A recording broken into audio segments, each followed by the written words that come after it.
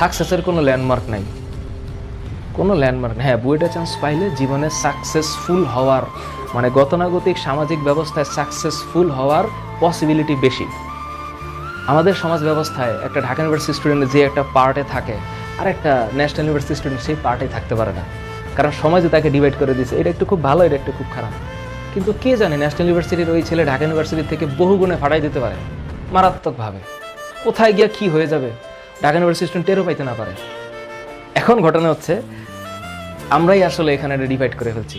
হ্যাঁ, institution matter, ভালো student ভালো জায়গায় পড়বে, ভালো জায়গায় স্টুডেন্টই ভালো হবে, সত্য কথা।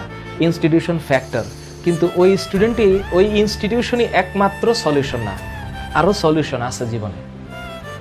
এটাই মাননীয় শিক্ষামন্ত্রীর একটা ভিডিও আমার পেজে আছে, আমি সেখানে কমেন্টগুলো দেখি, এক একজন ফাটাই ফেলতেছে, আরে দূর রাখেন এগুলো আবেগী কথাবার্তা।